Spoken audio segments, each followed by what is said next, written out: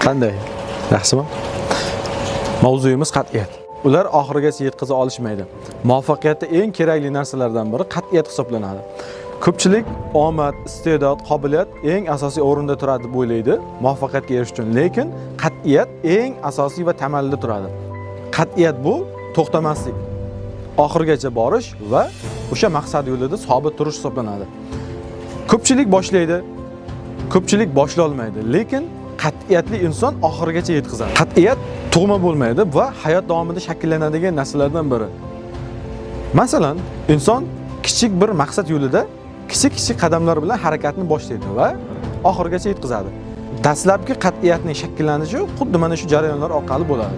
Tadqiqotlar shuni ko'rsatadiki, uzoq muddatli muvaffaqiyat aynan qat'iyatga bog'liq. Xo'p, qanday shakllantiramiz? Qat'iyatni shakllantirish uchun kichik lekin doimiy qadamlar bilan harakat qilish kerak bo'ladi. O'zini nazorat qilish, intizomni shakllantirish va eng muhimi mukammallik emas, doimiylik turadi. Xulosa qilib aytganda, qat'iyatlilik mukammallik emas, qat'iyat bu yiqilmaslik, yiqilganda ham qayta o'rnida turib, maqsad yo'lida sobit turib, oxirigacha olib borish va bu insonni muvaffaqiyatga erishish uchun eng muhim omillardan biri bo'lib hisoblanadi. Va aynan mana shu xususiyat oddiy insonni muvaffaqiyatli insonga aylantiradi.